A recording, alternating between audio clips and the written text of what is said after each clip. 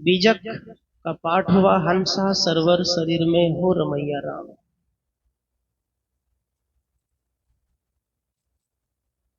आज बसेरा नियरे हो रमैया राम, काल बसेरा बड़ी दूर हो रमैया राम। कबीर साहब कहते शरीर में हंसा सर्वशक्तिमान विराजमान है, जो इस दुनिया में कुछ भी करने को तैयार है। इस हंसा की बदौलत ये हंसा एक से एक मशीन बना दी, ऊपर हवा में उड़ गए। ये हंसा सूर्य तक पहुंच गए, चांद तक वहां गए, वहां से पता लगाकर आए वहां क्या है, हवा नहीं है कि पानी नहीं है, सब पता लगा लिया। ये मनुष्य एक छोटी सी पटरी पर ट्रेन दौड़ा दिया, किंतु ये मनुष्य जब ज्ञान प्राप्त नहीं करता है, आत्मज्ञान नहीं होता है, तो किसी निर्जीव प्राणी के सामने सिर पटक देता है। फिर क्या कहता है, तमेव माता च पिता तमेव, तमेव बंधु च सखा तमेव। इसके सामने कबीर साहब कहते हैं कि एक मां के सामने कहो कि तुम मेरी माता हो, इसमें काटने की बात नहीं। एक पिता के सामने कहो कि आप मेरे महादेव हैं, क्योंकि आपने ही मेरे जीवन का खान पान की व्यवस्था की है। कहते न, खाए सैया के गाय गोसैया के। खाते किसके? पति के। गाते किसके? गोसैया के। कबीर साहब कहते हैं ये जीव आत्मा जो हंसा है, जब ये सब कुछ कर सकता है, तो इसी बीच में एक ऐसे व्यक्ति का होना प्रकट होता है जिसे हम कहते कर्मकांडी, है ना, जिसे हम पंडित कहते हैं। उनकी बात सुनने के बाद आत्मा मन डर जाता है, क्या करें हम, इसकी बात सुने, अगर हम पिंडदान ना करें तो आत्मा भटकेगी, ऐसा महसूस करते हैं। इसी भारत देश में कुछ साल पहले अंग्रेजों के शासन जब था, तो सती प्रथा थी। सती प्रथा, सती प्रथा में कहा जाता है कि जब पति मर जाते थे तो पत्नी को उसी अर्थी पर जिंदा जला दिया जाता था, तड़प तड़प के मर जाती थी। ये किसने किया? कोई मुसलमान ने नहीं किया, ये ब्राह्मण ने किया। और उस सती प्रथा को रोकने वाला कौन था? अंग्रेज। अंग्रेजों ने हमारे भारत को नहीं लूटा, हमारे भारत को अगर कोई बर्बाद किया तो ब्राह्मणों ने किया। यदि इस रामायण को सच्ची बात में समझना है तो वाल्मीकि रामायण को पढ़िए, वहां सच लिखा गया है। वाल्मीकि रामायण सीता और राम के समक्ष लिखा गया। जब सीता वाल्मीकि जी के आश्रम में गए तो पूछ पूछ कर लिखा गया, लीलाएं क्या क्या हुआ बेटी, क्या दुख हुआ, क्या हुआ राम जी के साथ, वो सच था। वाल्मीकि रामायण में कभी बढ़ा चढ़ा करके राम जी के विषय में कुछ घोषणा नहीं किया है। बाद में जो लिखी गई है उसमें अलग अलग बातें कर दी गई। तो सती प्रथा को चलाया है ब्राह्मण ने, कहा कि पत्नी को जला दो क्योंकि पति मर चुका है। और जिसकी पत्नी मर गई तो पति भी तो विधवा है। पति विधवा है कि नहीं? जब पति मर गए तो पत्नी विधवा है, जिसकी पत्नी मर गई तो पति भी विधवा है। अब ये पत्नी जब किसी की शादी में चली जाए जिसका पति मर गया, यदि उस शादी में लड़की को कुछ हो गया तो क्या कहेंगे? वह याल रहो विधवा, कुछ कर दल को, डाइन कर दल को, जुगैन कर दल को, क्या बेटी का नाम है, कहते कि नहीं? तब क्या बोलते हैं? राम नाम सत्य, सबको यही गत बोलते हैं। एक औसो रजनीश हो गए हैं, औसो। मोबाइल पे सर्च करिएगा, जिसके पास मोबाइल हो, जिसने औसो को एक बार पढ़ लिया उसके जीवन की लफड़ा खत्म हो गया। औसो की किताब पढ़ो, बुद्ध की किताब पढ़ो, रैदास की किताब पढ़ो, कबीर साहब की किताब पढ़ो, सच मानो, इस दुनिया में कहीं हाथ नहीं दिखाना पड़ेगा, भाग रेखा नहीं दिखाना पड़ेगा, और ना कहीं भटकने की जरूरत पड़ेगी। कबीर साहब की ज्ञान ऐसा है जो एकदम आजादी देती है, बोलने की, खाने पीने की, जीने की, समाज में भाईचारा, जातिवाद कुछ नहीं है, आजादी है इसमें। नियम हम बनाते हैं, नियम आप तोड़ सकते हैं। तो औसो एक बार चले जा रहे थे, एक मंदिर में एक पुजारी पूजा कर रहा था, लेकिन ये औसो बड़ी बचपन में बहुत शरारती थे, कहे वो खुद प्रवचन में कहे कि मैं शरारती था, मैं किसी का सुनता नहीं था ज्यादा। तो मंदिर के पास जाकर पुजारी जब भी घंटी बजाए तो वो कह देता था राम नाम सत्य है, पुजारी की पूजा भंग हो जाता था। पुजारी उसको दौड़ाया, एक दिन दौड़ाते दौड़ाते घर पे गया, उनके पिता से कहा कि आपके कैसा बेटा है, क्या सिखाते हैं, पूजा के समय बोलता है राम नाम सत्य है। पिता ने कहा अरे बेटा क्यों बोलते हो, पुजारी की पूजा भंग क्यों करते हो, नहीं करना चाहिए। ओशो ने कहा जब राम सत्य है तो सब जगह सत्य है ना, मतलब जब राम नाम सत्य है तो पूजा में भी सत्य है, यही नहीं कि मरे तो अब सत्य है। राम सत्य का मतलब क्या कहते, हंसा सर्वर शरीर में हो रमैया राम, तुम्हारे अंदर जो चेतन आत्मा है वो राम सत्य है। दशरथ सुत ते हो लोग कहीं जाना, राम नाम का मर्म न जाना। कबीर साहब ने कहा दशरथ पुत्र को दुनिया के लोगों ने जाना, किंतु राम का मर्म नहीं जाना जो तुम्हारे भीतर है। राम राम पुकारते जिभ्या पड़ गए रोष, सुधा जल पीवे नहीं खुद पीवन की ओस। का राम की पुकार करते करते 50 साल पहले तो राम की प्रचलन नहीं था, जैसे अठजाम होता था, अठजाम हो रहा है, धीरे धीरे उसका धुन बना, स्वर बना, तो राम नाम का उच्चारण होने लग गया। ये सब ब्राह्मणों ने किया है ताकि हिंदू को जोड़े, इसमें उनका धंधा चले। हिंदू को कबीर से दूर किया गया, बुद्ध से दूर किया गया, रैदास से दूर किया गया, ताकि इनको न जाने और उनका दुकानदारी चले। तो पुजारी को समझाया, पुजारी समझ गया कि वास्तविक ये बच्चा सच बोल रहा है कि जब राम नाम सत्य है तो पूजा के समय भी सत्य है, अशुभ कैसे हो सकता है, केवल मरने के समय। राम नाम सत्य है, शादी में भी बोल सकते क्योंकि वो सत्य है, हर जगह है, जीवन मरण सत्य है। एक रानी पूजा कर रही थी अपने राज्य में, पंडित जी को बुलाए थे, तो रानी के घर में एक सुग्गा था। सुग्गा, लोग अपनी खुशी के लिए सुग्गा को पिंजड़े में कैद कर देता है, लेकिन तब भी सुख नहीं मिलता है, पिंजड़े में बंद था। ब्राह्मण जब भी मंत्र पढ़े कि राम भजे ते बंधन छूटे, तो सुग्गा उधर से कहता था पुजारी झूठ मत बोलो। पुजारी को लगता थी कैसा सुग्गा है, मेरी पूजा में बाधा डालता है। फिर कहे कि राम भजे तो बंधन छूटे, सुग्गा कहे कि पुजारी देखो मैं बार बार कह रहा हूं झूठ मत बोलो। पुजारी को गुस्सा आया, सुग्गा के पास नहीं गया, वो अपने गुरु के पास गया और गुरु के पास जाकर कहा गुरु जी एक सुग्गा है, और वो सुग्गा जब मैं बोलता हूं राम भजे ते बंधन छूटे, तो सुग्गा बोलता है पुजारी झूठ मत बोलो। वो गुरु उनका उठ कर गया सुग्गा के पास, अरे सुग्गा पूजा में बाधा क्यों डालता है। कहा देखो आपकी पुजारी बोलता है राम भजे ते बंधन छूटे, लेकिन मैं तो 12 साल से पिंजड़े में बंद हूं, मैं मेरे मालिक ने राम कहवाया, कृष्ण कहवाया, लेकिन मैं पिंजड़े से अभी तक आजाद नहीं हो पाया। मैं भी तो राम कह रहा हूं, मैं तो कृष्ण कह रहा हूं, लेकिन मैं पिंजड़े से बाहर निकल नहीं पा रहा हूं, मुझे ऐसा कुछ उपाय बताइए। गुरु ने कहा बात तो सही बोला, लेकिन तुमको प्रैक्टिकल ज्ञान नहीं दिया गया, थ्योरी ज्ञान दिया गया, सुनी सुनाई ज्ञान दिया गया है। आज मैं तुम्हें प्रैक्टिकल ज्ञान देता हूं।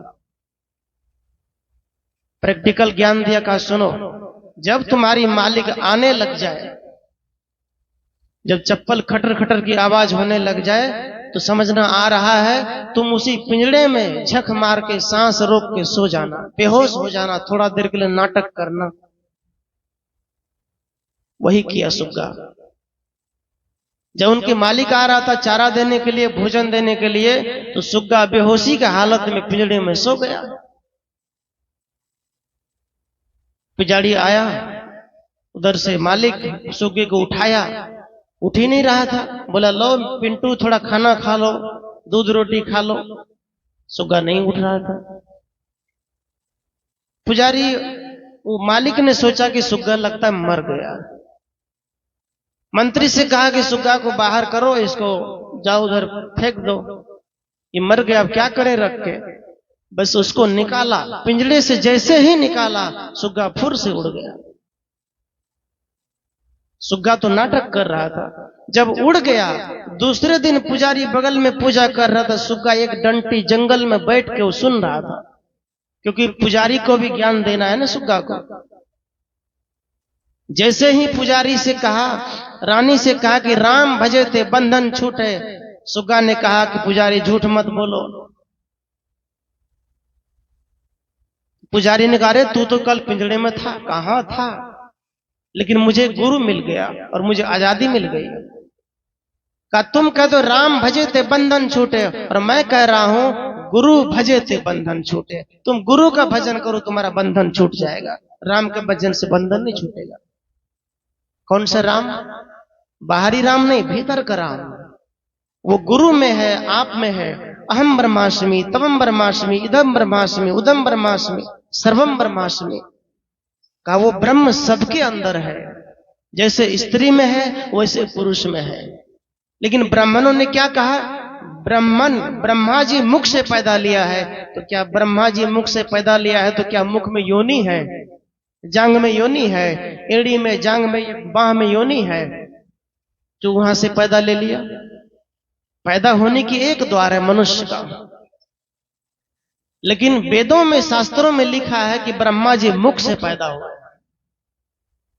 हाँ, एक हो सकता है कि ज्ञान मुख से ही निकलता है, कंठ से निकलता है। जैसे बोलते हैं कंठ बसे मां सरस्वती, एक ज्ञान का उच्चारण कंठ से, तालु से होता है, जीभ से होता है। ओम का उच्चारण किए, ओम किसने बनाया? कोई भगवान ने थोड़ी बनाया, ओम इंसान ने बनाया।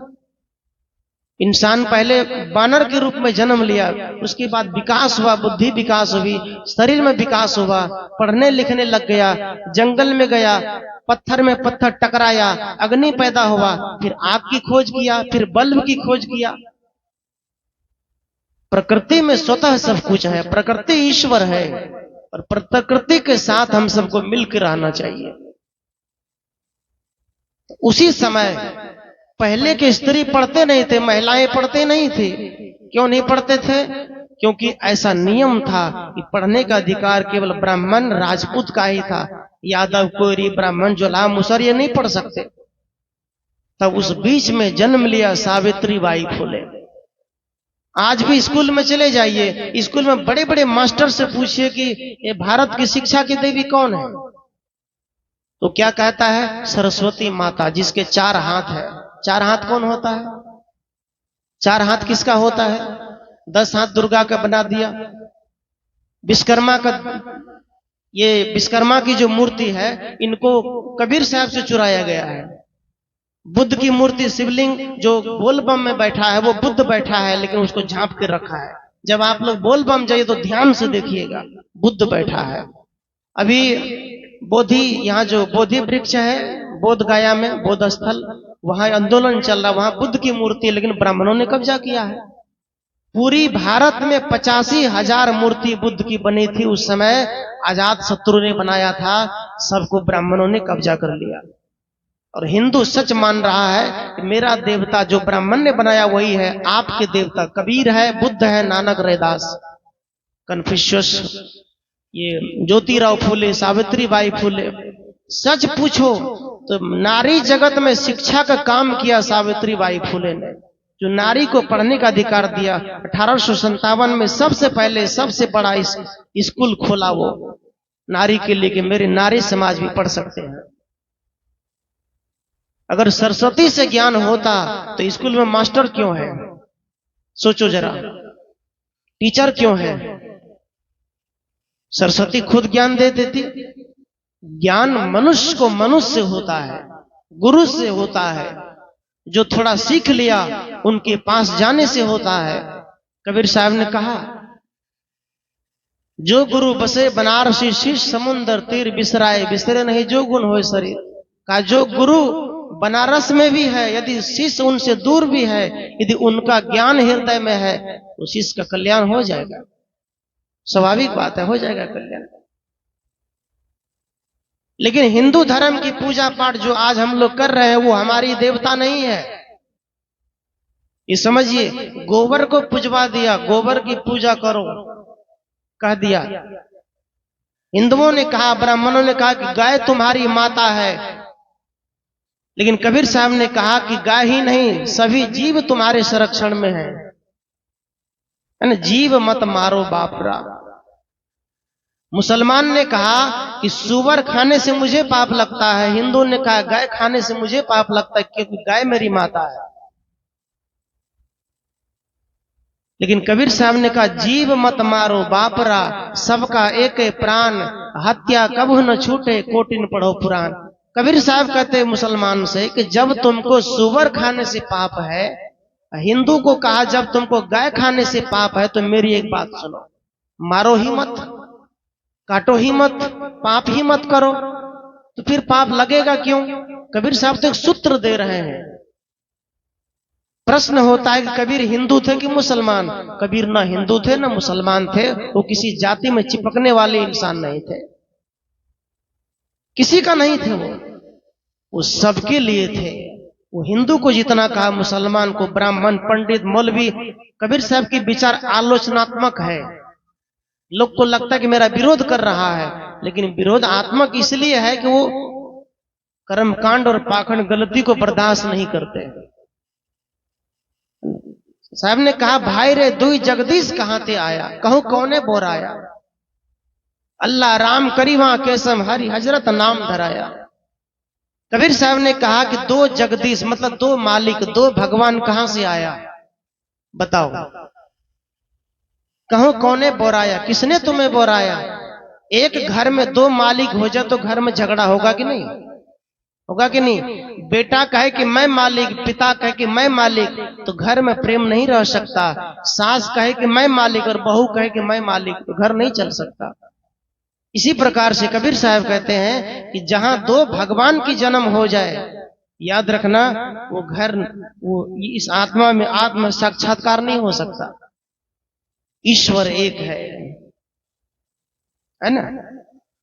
बंध दशा में जीव है, मोक्ष दशा में शिव है। जब ये मनुष्य बंधन में है तो केवल साधारण जीव है, जब ये मनुष्य मुक्ति की दशा में है तो ये मनुष्य शिव हो गया। चाहे कोई भी हो, चाहे किसी भी जाति का लोग हो, वो शिवत्व को प्राप्त हो सकता है, कोई भी हो। ऐसी ऐसी ग्रंथ को पढ़ो जिसमें क्रांति हो, जिसमें समाज की बदलने की क्षमता हो। लेकिन ऐसा ना ऐसा किताब पढ़ते हैं, उसी बात को रटते जाते, कुछ तो मिलता नहीं। लेकिन अब बदलने की जरूरत है, अब बदलने की। उन महापुरुषों ने दुख झेला। बाबा साहब अम्बेडकर जब लंदन में पढ़ाई कर रहे थे, उनकी 34 डिग्रियां थी, 34 डिग्री। लेकिन आज की वर्तमान की सरकार संविधान को बदलने की बात करते हैं।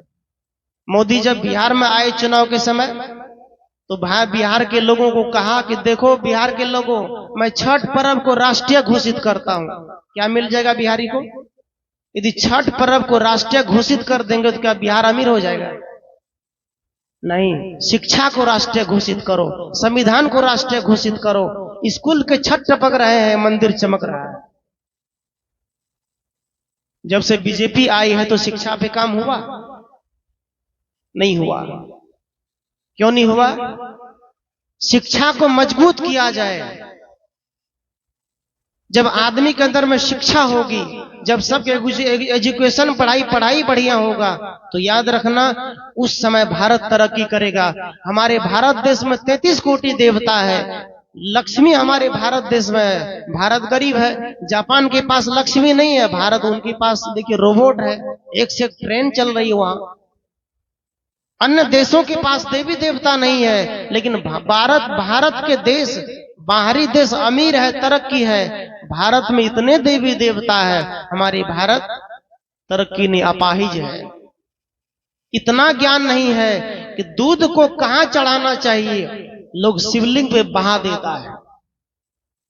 और वहां मैंने देखा करीबी से, जहां लोग शिवलिंग पे दूध चढ़ाते हैं वहीं से पाइप सेटिंग है, उधर जाके दूध की छनाई होती है, वहां ब्राह्मण की दुकान में सेलिंग हो जाता है। जिस ब्राह्मण को थाली लोटा गिलास आप दान करते, उनका एक बाजार में दुकान होता है, वो दुकान बर्तन में चला जाता है, उसका बेटा धोती का दुकान, बर्तन की दुकान खोल के बैठा, वहां बिक्री हो जाता है। आपको लगता है कि माँ बाप को मिल गया स्वर्ग में, नहीं मिल सकता। इसमें भी आर्य समाज और ब्राह्मण समाज दो पंथ है, ये दोनों ठीक नहीं है। चाहे जो भी कुछ करो, बस मूल में है कि श्राद्ध कैसे करें। जब हम ब्राह्मण का विरोध करें, आर्य समाज का विरोध करें, तो करें कैसे, एक सूत्र देता हूं। आपको पता है कि इसी बीबीगंज में संत श्री नंदमोहन साहब जी के जब शरीर छूटा तो गौरव साहब जी वहां आए थे। इतने कीचड़ थे, आचार्य धर्मस्वरूप साहब जी पैदल गए थे। हमारी माँ के काम में लोगों ने कहा कि भोज नहीं खाएंगे यदि ब्राह्मण नहीं आएगा तो। हम लोगों ने कहा कि मत खाओ, क्या दिक्कत है। लेकिन अंत में सबको स्वीकार करना पड़ गया कि जो बात है कर्म कांड और ज्ञान कांड, ज्ञान कांड से हो सकता है कि यदि कोई ज्ञान की बात समझे तो बीबीगंज बदल सकता है। कर्म कांड से ब्राह्मण को फायदा होगा, ज्ञान कांड से छोटे छोटे बच्चे में भी फायदा होगा कि नहीं। एक माँ है जो बोलते कि जाओ गोसाई घर में प्रणाम करना, लेकिन एक दादा एक दादी है, वो कहते घर में फोटो है संत का, गुरुजनों का, कहते पोता को यहाँ प्रणाम करो, दादी को प्रणाम करो, मम्मी को पापा को प्रणाम करो, उस बच्चे का भविष्य आगे जाएगा। लेकिन वो जो खुद से बनाई गई देवता की प्रणाम करवाता है, उस बच्चे का भविष्य आगे नहीं जा सकता है। एक माँ धान कूट रही थी खेत में, आंगन में, ऊपर से जहाज जा रहा था। बच्चे ने कहा माँ वो क्या है, कहा बेटा जहाज है, कहा हम भी चढ़ेंगे, कहा तो बाप चढ़ लगो कहियो। बच्चा चुप हो गया, क्या बोलेगा कि बाप चढ़ा है कभी। अब बच्चा की शक्ति छीन हो गई, बच्चा कुछ नहीं कर सकता। लेकिन दूसरे आंगन में एक और माँ है, उन्होंने कहा माँ वो क्या है, कहा बेटा जहाज है, कहा हम भी चढ़ेंगे, कहा ठीक है बेटा, तुम चढ़ना नहीं, तुम खरीद लेना, तुम उसका मालिक बन जाना, लेकिन तुम उसके लिए पढ़ो पहले। अब बताइए, दूसरी वाली माँ ने बच्चे को शक्ति दिया, अंदर से मजबूत किया। पहली माँ ने बच्चे को संकुचित कर दिया, अंदर से कमजोर कर दिया। तो इन संतों के विचार मनुष्य को अंदर से स्वावलंबी जीवन जीने की प्रेरणा देते हैं। आप जो करेंगे समाज में वही नियम लागू हो जाएगा, होगा कि नहीं। तो वहां उस द्वार पर सब लोग आए, भोजन किए, खूब खाए। इतनी बारिश भी हो रही थी, विश्वेश्वर जी का टेंट था, सब कुछ था। बारिश में अलग से पल्ली टंगवाए थे, लेकिन लोग नहीं मान रहे थे। भोजन किए सब, वहां तो कुछ नहीं किए। कुछ लोगों ने कहा कि झाड़ू कैसे मारेंगे घर में, अभी तो मुर्दा पड़ा है। तो संतों ने आंगन भी साफ कर दिया, बर्तन भी साफ कर दिया। छुतका का मतलब क्या है, जब साफ कर देंगे तो छुतका खत्म हो जाएगा। कुछ लोगों ने कहा कि अभी वर्षी नहीं हुआ है, सत्संग कैसे करेंगे। छुतका है ना, तो सत्संग कर लो, छुतका उतर जाएगा। छुतका का मतलब सत्संग करने से मन की क्लेश, छल कपट प्रपंच चुगली निंदा दूर होगी, वही तो छुतका उतरना है? तो सत्संग सबसे बड़ी चीज है। सज्जनों, मैं आप सबके बीच कुछ देर निवेदन किया। इस गांव में मैं तो इस बार पहले भी आया, पहले जब आया तो मैंने देखा कि पूरी गांव, पूरी द्वार भर जाता था सत्संग से। लेकिन इस बार मुझे हृदय में खला, थोड़ा सा मुझे महसूस हुआ कि लगता है इस गांव के लोग सत्संग को भूल गया है। ये सच मानो, और सत्संग से दूरियां बना रहे हैं। हाँ, इतनी बात है कि सत्संग की आवाज पूरे गांव में जा रही, सब लोग सुन रहे हैं। लेकिन जब आप करीब आते हैं, स्थल पे आते हैं, तो थोड़ा असर होता है। मन में कुछ अलग विचार आते हैं कि मैंने कुछ गया, कुछ समय दिया, है ना। लेकिन मैं कहूंगा कि सत्संग को भूलिए मत, सत्संग से जुड़िए। और संतों का तस्वीर घर में रखिए, उनके आदर्श को रखिए, किताब को रखिए, ग्रंथ को रखिए, पढ़ाई करिए। जिस मत पंथ से जुड़े हैं, कबीर साहब ने कहा कि मत पंथ से मतलब नहीं है, मन कैसा है मेरा। यदि कोई माटी की पूजा करता है, वो खैनी तक नहीं खाता है, शराब बीड़ी नहीं पीता, वो किसी से झगड़ता नहीं है, वो शांति का जीवन जीता है, तो मैं कहूंगा वो माटी की पूजा करने वाला ही सबसे बड़ा आदमी है। यदि कोई सत्संगी है, ठीक ठाक नहीं है, तो सत्संगी भी बड़ा आदमी नहीं हो सकता। सूत्र यही है कि मन निर्मल हो जाए, वही सबसे बड़ी बात है। कुछ निवेदन किया, एक भजन रखूं अंतिम कड़ी में, उसके बाद आप लोग हमारे गायक मानदेव बाबा से समदन के रूप में विशेष लाभ लीजिएगा। बोलिए सदगुरु भगवान की।